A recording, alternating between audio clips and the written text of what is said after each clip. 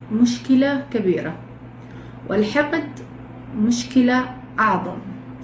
وإذا اجتمعوا في شخص واحد صار علاجه صعب جدا جدا جدا.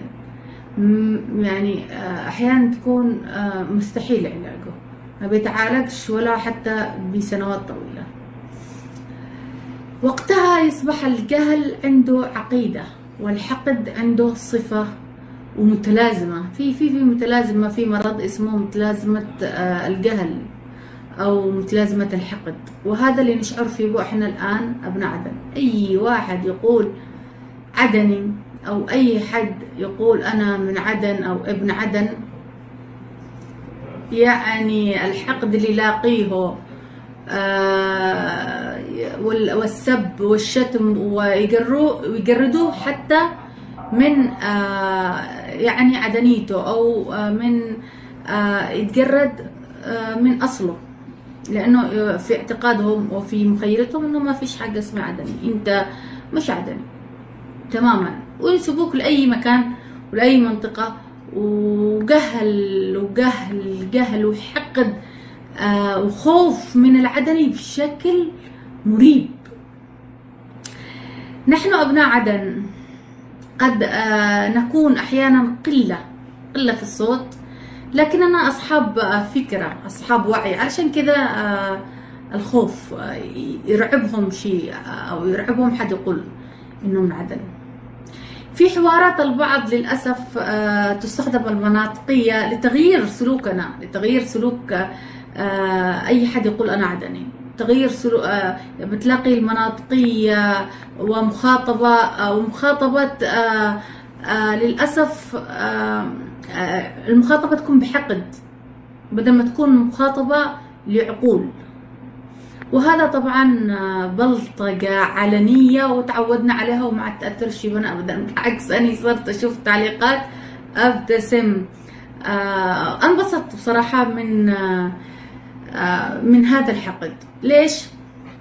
لأنه أعرف أنه إحنا أقوياء، لأنه كلمة العدني تخيفهم، لأنه مهما بتقصوا تحقدوا، بتقصوا تنسبونا لمناطق غير منطقتنا وغير لعدن.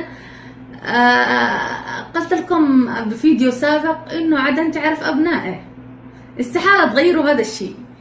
وإذا أردت أنكم تغيروا الناس بتهاجموهم بهويتهم وبأصلهم، وبتستهدفوا فكرة أبناء عدن، وتحاولوا تغيروا مسار تفكيرنا. لكن هذا ما بيحدثش مهما عملتوا. احنا بنقاتل الآن، وقتنا وقت نقول نرفض الاحتلال، نرفض الاحتلال.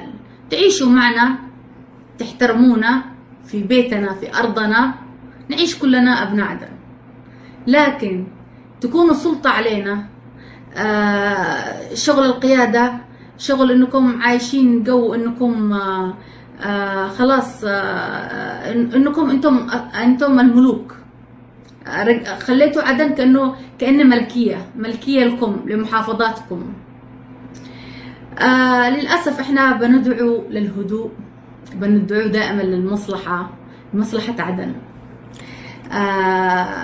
ما بنعملش اي بلبلة. مهما حاولتوا تعملوا احنا بنرد لكم، بنحاول نكون نرد بعقلانية، رغم انكم انتم ما فيش اي عقلانية. بالعكس، اللي يهاجموا ابناء عدن للاسف افكارهم افكار قروية، افكار همجية، افكار بلطجية.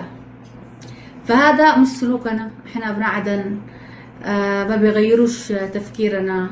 احنا الان محتاجين للتركيز، للتغيير، علشان تعبنا من الاحتلال للأسف الشديد، وتعبنا من تهميشنا، وتعبنا من إشعال المناطقية. لما بتحترموا إنه في شيء اسمه أبناء عدن، بعدين ممكن نتحاور معاكم. لكن طول ما أنتم موجود المناطقية عندكم وأبناء عدن ما فيش عندكم، جردتونا من عدنيتنا وتنسبونا لمناطق أخرى، بنجلس نختلف بوجهة نظر، نختلف بالفكرة، بننتقد دائما احتلالكم، وبنكون للأسف انتم مش تحولوا عدن إلى ساحة حقد ومنبر جهل.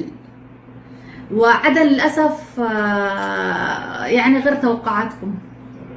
عدن دائما تدار بالعقل مش بالتحريض، بالوعي مش بالضجيج، بالفكر، بالعلم، بالثقافة. ما تدارش بالهمجية والبلطجية والسباب والشتم. احنا نحترم أصولكم، فاحترموا عدنيتنا.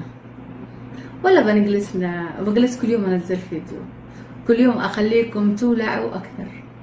عدن وابناء عدن مهما قلتوا